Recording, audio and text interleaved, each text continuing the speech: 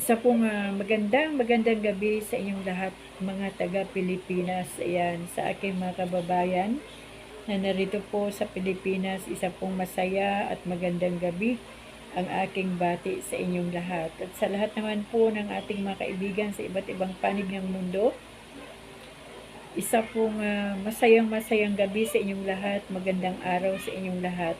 Ayan, dahil hindi po magkapareho ang ating oras. At ngayong gabi po ay hindi po tayo magbabasa o hindi po natin muna ipagpapatuloy yung ating Bible reading. Bukas na po iyon mga kaibigan. Meron po tayong babasahin na isang mensahe ng ating Panginoon. At kung kayo po ay may mga Biblia, samahan niyo po ako at tayo po ay magbabasa ng salita ng ating Panginoon. Dito po sa aklat ng Awit, chapter 33, verse 13, 14, and 15. Sabi po dito sa verse 13, magmula sa langit kanyang minamasdan ang lahat ng tao na kanyang nilalang. 14. Nagmamasid siya at namamahala sa lahat ng tao sa balat ng lupa. 15. Ang isip nila'y sa kanya nagmula, walang nalilingid sa kanilang gawa. Purihin po ang ating Diyos sa pagkabasa natin ng kanyang salita at napakaganda po ng binasa natin kasi ito po ay napapanahon na paalala ng Diyos sa buhay natin. Unahin po natin itong magmula sa langit kanyang minamasdan ang lahat ng tao na kanyang nilalang. Grabe mga kaibigan, gaano nga ba katindi talaga ang kapangyarihan ng ating Diyos na kasing dami ng buhangin sa karagatan ang nilikha ng Diyos ng mga tao, pero lahat po ay kanyang pinagmamasdan. Ibig sabihin po ay nakikita niya po lahat tayo. Ano man pong ating ginagawa ay talagang nalalaman at nakikita ng ating Panginoon. Bakit? Kasi siya po ang ating Diyos na lumalang sa atin. Siya rin ang Diyos na nag-iisang makapangyarihan sa lahat na Diyos. Wala na pong ibang makapangyarihan sa lahat, kundi ang Diyos na lumikha ng ating buhay at lumikha ng lahat ng narito sa mundong ito, kahit man ang mundo, ang kalawakan, ang bituin, ang araw, ang buwan, ang hangin, lahat na po, ang tubig, ang mga kabundukan, ay talaga pong lahat ay ang Diyos ang lumikha. Kaya napakatindi po ng kanyang kapangyarihan na hindi po natin kayang pantayan. At sabi po naman dito sa verse 14, nagmamasid siya at namamahala sa lahat ng tao sa balat ng lupa. Grabe po, namamahala. Nakakatawa po yung word na namamahala. Ibig sabihin, meron po talaga tayong gabay. Meron po talaga tayong isang Diyos na namamahala sa atin at inaalis niya tayo sa kapahamakan. Kapag nakikita marahil niya na tayo ay malapit ng mapahamak dahil siya ang namamahala sa atin, inaalis niya po tayo doon sa kapahamakan na ating kahantungan. Grabe po ang pamamahala ng ating Diyos. At sabi po sa 15, ang isip nila'y sa kanya nagmula, walang nalilingid sa kanilang gawa. Ayan. Dahil nga po ang Diyos ang lumikha sa atin, yung kabuuan natin mula ulo hanggang talampakan, lahat po ng laman ng ating kaloob-looban sa katawan, mula sa isip, sa utak, kasi kung wala po tayong utak na nandito po sa ating ulo, ay hindi po tayo magkakaroon ng kaisipan. So kailangan po talaga magkaroon ng utak para magkaroon po ng isip ang tao. Utak po ang pinagmumulan ng isip ng tao, kasi po ang isip o ang utak ay Diyos din po ang lumikha at hindi po ang kung ano pa mang bagay na yari sa kung anumang mga material, kundi sa pamagitan kasi ng salita ng Diyos, ang tao po ay nalikha. At sabi nga po dito, ang isip nila'y sa Kanya nagmula, walang nalilingid sa kanilang gawa. So, wala tayong mailihim, wala tayong maitago, wala tayong maikubli sa harapan ng ating Panginoon. Kahit may ginagawa po tayong lihim sa madilim na dako ng mundong ito, meron po tayong inililihim sa ating mga mahal sa buhay, sa asawa, sa pamilya, mga anak, mga kaibigan, Pero sabi ng Panginoon, lahat ay walang nalilingid sa Kanya sa mga ginagawa ng tao. So, ibig sabihin, mabutit masama na ginagawa natin ay hindi po yan nakaligtas sa paningin ng ating Panginoon. Lahat po yan ay nakikita niya. Kaya nga po, sa buhay po natin ay kailangan po natin ang salita ng Diyos dahil may mga tao pong nakakagawa ng hindi maganda o hindi mabuti at sinasabi nila na ay hindi naman nakita ng Diyos yun kasi kunti lang. Kunti, maliit, malaki, marami. Lahat po yan ay nakikita ng ating Panginoon. So, paano po natin maiiwasan na makagawa ng hindi tama sa harapan ng ating Panginoon? Kailangan po natin ang salita ng Diyos kasi ang salita po ng Diyos ang nagtuturo sa atin. Meron po ditong warning kapag tayo po ay gumagawa ng mali na pumapasok sa kasalanan. May warning po ang Diyos dito dahil ang kasalanan po ay nagbubunga ng kamatayan. Pwedeng kamatayang spiritual at kamatayang physical. So, kapag bigla pong binawi ng Panginoon ang buhay at hindi po tayo nakapag-repent sa Panginoon sa ating ginawa na kasalanan, ay kamatayan pong physical at kamatayang spiritual pa. At alam na po natin ang patutunguhan ng tao na namatay na makasalanan. So, alam naman po nating lahat na kaya nga po create ng Diyos ang langit at ang lupa, ganon din ang langit at ang impyerno.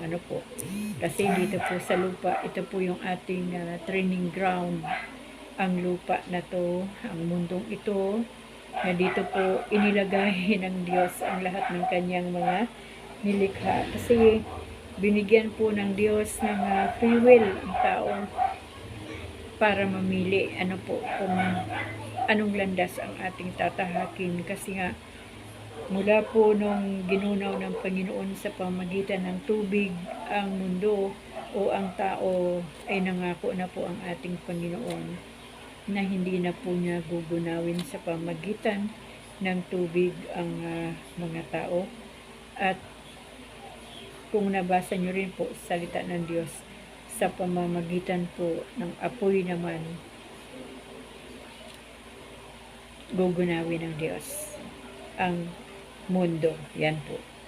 Kaya yung mga nangyayari po ngayon, yung mga pagbaha, paglindol, ako po para sa akin ay nagpaparamdam lang ang Diyos ng kanyang galit at ginigising lang ang mga tao doon sa pagkahimbing sa paggawa ng mali.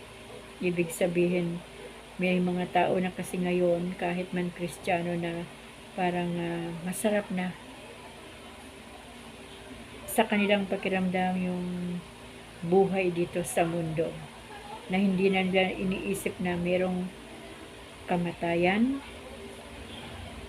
Aalis lahat ng tao sa mundong ito at magbabayad tayo o magsusulit tayo sa harapan ng Diyos kung ano ang ating ginawa dito sa lupa habang tayo ay nabubuhay. May mga tao kasing parang do or die na. Kumbaga, sinasabi lang yan, hindi yan totoo ang Biblia, hindi totoong may Diyos, dahil kung may Diyos, ganito, ganyan. Hindi totoo na may Jesus na darating, na may Panginoon na muling darating. Hindi totoo yan kasi matagal ng panahon na sinasabi na Jesus is coming soon, very soon, pero hanggang ngayon wala pa. Mga kapatid, hindi po ba tayo natutuwa na ang Diyos ay hindi pa muling dumadating? Dahil gano'n na lamang ang kanyang pag-ibig sa tao. John 3:16, basahin po natin. Ibig sabihin ay binibigyan niya pa tayo ng chance o pagkakataon na makapagsisi ng ating mga kasalanan. Magkaroon pa ng pagkakataon na ipabago sa Diyos ang ating mga puso, ang ating pagkatao, hanggang sa mamold po tayo ng tama sa pamagitan ng kapangyarihan ng salita ng ating Panginoon. Kasi ang katotohanan niyan, hindi naman po yung tao mismo ang magbabago sa kapwa-tao, kundi ang salita po ng Diyos ang siyang may kapangyarihan upang baguhin ang puso, ang ugali, ang karakter, ang attitude ng isang tao o pananaw ng isang tao. Kaya kailangan po natin ang salita ng Diyos. Hindi po natin kayang baguhin ang ating sarili na without the Word of God ay kaya nating baguhin ang ating sarili. Hindi po, mga kaibigan, kasi prenaktis ko na po yan sa buhay ko noong mga nagdaang panahon na kaya kong gawin yan. Kaya ko ito. Kahit hindi ako magbasa ng Biblia. Pero papasok lang po tayo sa kabiguan at lalong magiging worse po yung ating sitwasyon ng buhay kapag tayo po ay hiwalay sa salita ng ating Diyos. Bakit nga ba may salita ng Diyos na nandito sa loob ng Biblia? Dahil ito po ay buhay. Ibig sabihin, ito po ang salita ng Diyos. May kapangyarihan po ito. Napansin niyo po ba kapag tayo po ay nakakagawa ng mali, tapos mabasa natin yung salita ng Diyos, nakakaramdam tayo ng takot at agad-agad ay nagre-repent po tayo. Ano po? So, mga kaibigan, pasalamatan natin ang Panginoon kasi hindi pa siya pumaparito muli. Nagbibigay pa ang ating Panginoon ng pagkataon ng oras at panahon na maisuko natin ang ating buhay sa Kanya, sa mga hindi pa nagsuko ng buhay sa Diyos at hindi pa nagsisi ng kanilang kasalanan at hindi pa tinanggap ang Panginoon Hesus bilang kanilang Diyos, Panginoon at tagapagligtas. Di po ba? Sobrang napakamahabagi ng Diyos. Sabi nga po sa salita ng Panginoon, di ba? Kung nabasa nyo rin po yun, na ang Panginoon ay hindi po marito para sa mga ligtas at sa mga may at saka sa mga ang Panginoon ay hindi po marito sa sanlibutan para sa mga mabubuti at walang sakit, kundi pumarito ang Panginoon para sa mga makasalanan at mga may sakit. Hindi po lahat ng sakit na sinasabi po dito sa Biblia ay yung disease. Marami pong sakit ang tao. Andyan po yung mga sakit na iba't ibang uri na hindi kayang i-cure ng gamot mula sa drugstore, na tanging ang salita lang ng Panginoon ang siyang makakagamot. Kaya gayon na lamang ang pagmamahal ng Diyos sa buhay nating lahat bilang mga tao, at sa mga wala pa pong oras na makinig ng salita ng Diyos. Kaibigan, ngayon po ay inaanyayahan kita na simulan mo nang makinig ng salita ng Diyos at magbuklat ng Biblia upang mangusap na po ang Panginoon sa buhay mo. At nawa ay matuto rin po tayong manalangin lahat dahil ito po ang communication natin sa Panginoon. So, hindi ko na po pakakahaba-habain pa ang aking sharing ngayong gabi. Basta ang lagi ko pong sinasabi, mga kaibigan, maging ready po tayo sa bawat sandali ng ating buhay. Kahit gaano man po tayo kayaman sa mundo nito, kahit gaano man po kadami ang ating naipon na salapi o mga ari-arian, kahit meron pa po tayong sasakyan papuntang Jupiter o kung saan mga tawag dito,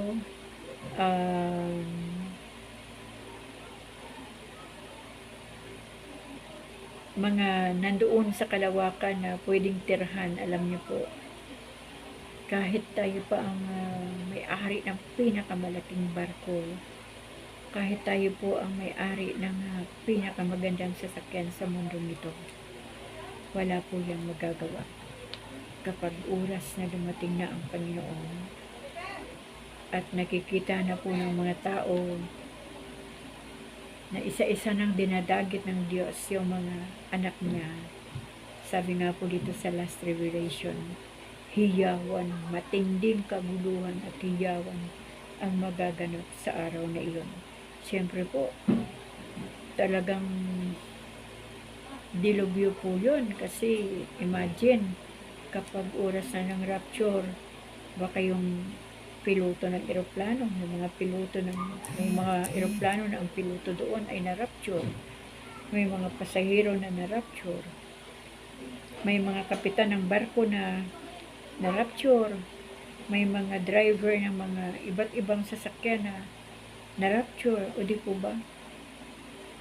Umaandar yung eroplano sa kalawakan, wala ng piloto. Umaandar yung barko, wala ng piloto. Umaandar yung mga sasakyan, wala ng mga piloto. So, dilubyo po yun, mga kaibigan. At hindi na po natin siguro yun makikita dahil kung dumating na po yung punto na tayo po ay sa isang pisap mata, sabi po dito, isang pisap mata lang, ang pag-rapture ng Diyos sa tao. Nandoon na po tayo sa Panginoon. At ang Diyos na lamang po siguro ang makakakita ng mga mangyayari dito sa mundo. At talagang kapag after rapture na po, o kung may mga tao man na maiwan pa dito sa mundo pagkatapos ng rapture, parang hindi na po ako maniniwala na makakaligtas pa sila kasi yung great tribulation na binabanggit ng Panginoon dito sa Biblia, baka hindi na po kakayanin ng tao yung walang habas na hirap dito sa mundo. Kaya congratulations na lang din sa mga nakakapagtagumpay sa bawat araw na kahit po wala po tayong gaanong maraming pera, pero nakakaraos po tayo sa isang araw, isang bagay po na napakalaking biyaya mula sa ating Panginoon.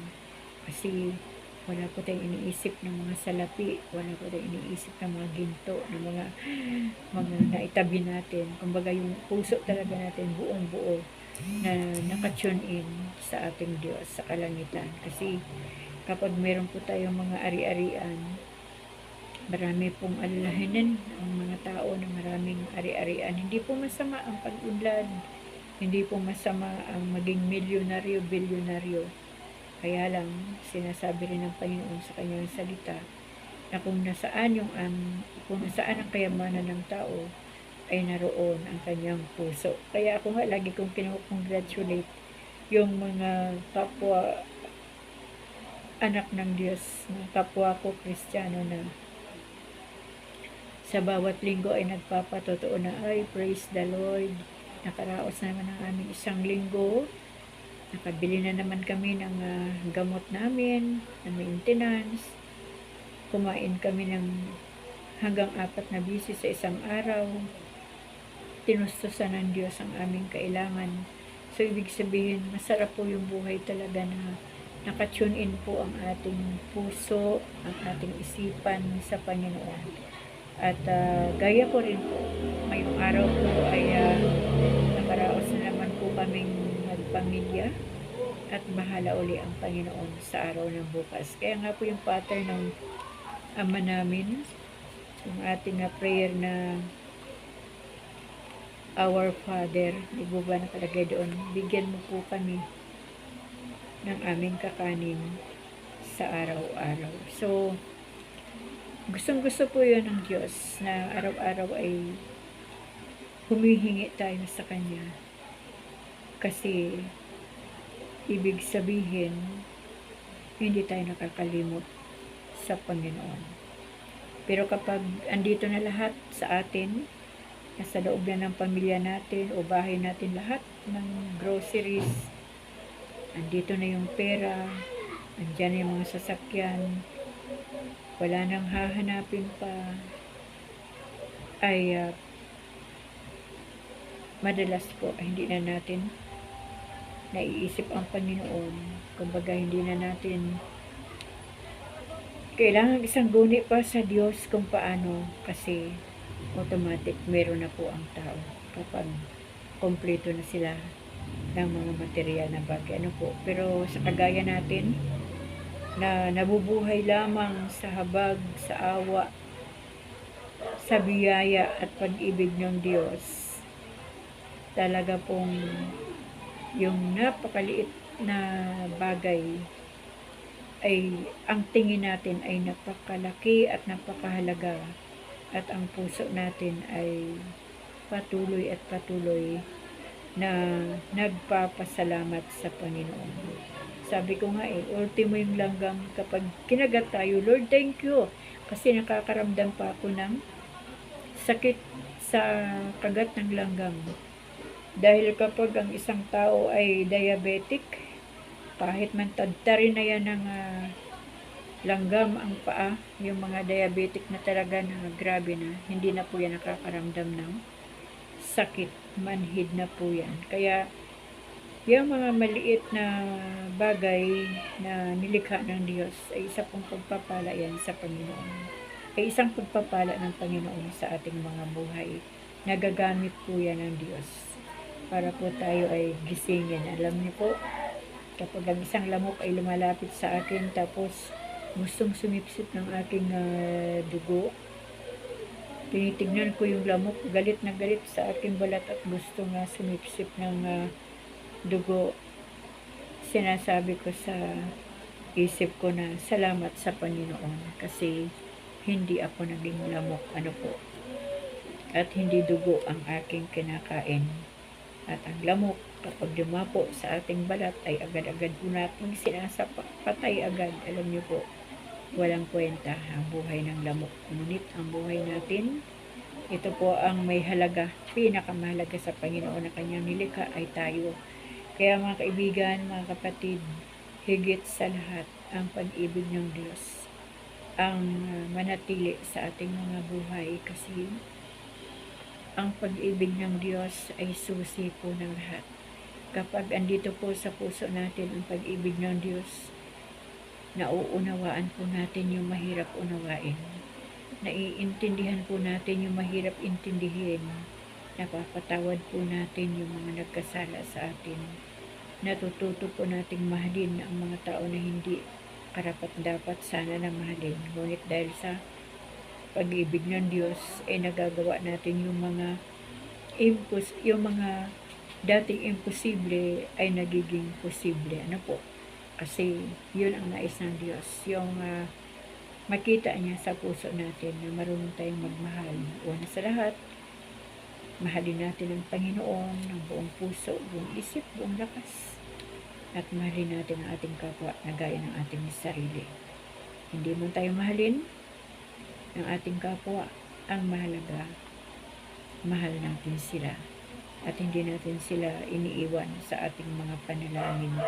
Kaya mga kaibigan, muli ako po ay nagpapasalamat din sa Panginoon sa buhay ninyong lahat, kasi kahit po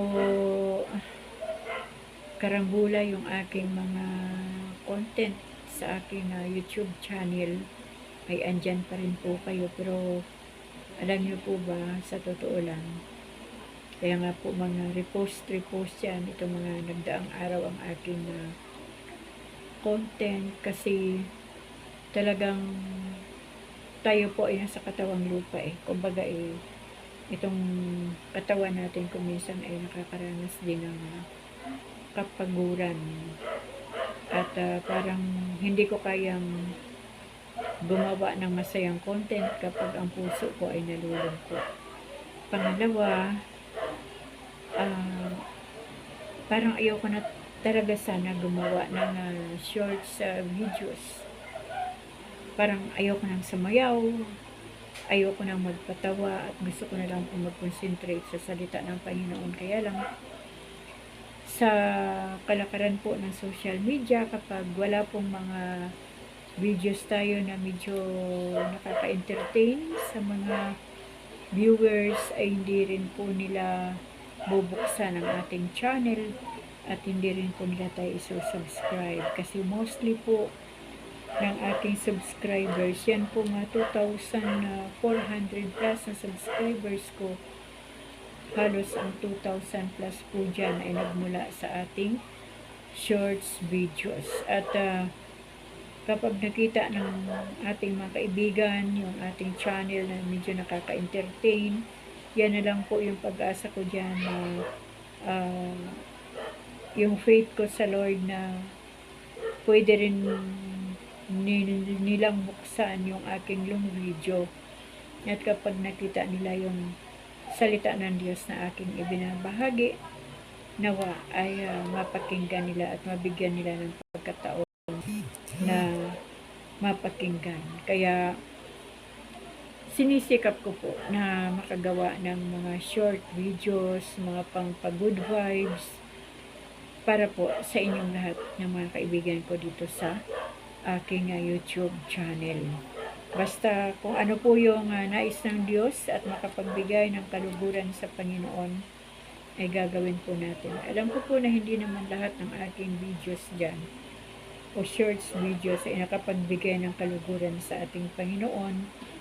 Tanging Diyos lang po yan ang nakakaalam. At alam din ng Panginoon yung laman ng aking puso habang ginagawa ko po yan, ang aking mga short videos. Alam niyo mga kaibigan, ito lang po, gusto ko talaga makipagkwentuhan sa inyo minsan, kasi hindi nga natin alam yung buhay kung hanggang kailan. Ano po, every time na tinitignan ko yung aking physical na mayroong cancer, alam niyo po, napapangiti na lang ako sa Panginoon. Kasi imagine, since 2018 till now, 2024 na, ay andito po ako sa inyong harapan, sa harapan ng inyong mga screen, ano po, na nagsasalita.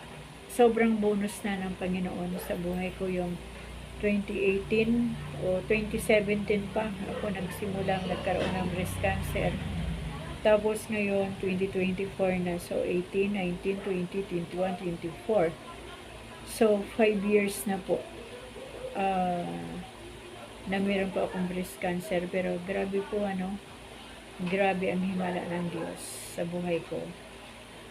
At habang andito pa po ang buhay na ito, ay nais ko pa pong makapaglingkod sa Panginoon, at isa pong kagalakan ng aking puso ang makapagbahagi ng salita ng Diyos. Kahit ako man po ay attendee lang sa panahon ito sa aming local church, o kaya nag-online nga lang po ako ngayon nasa online na live stream lang po ako madalas, dahil na po sa ating physical na karamdaman. Alam niyo po,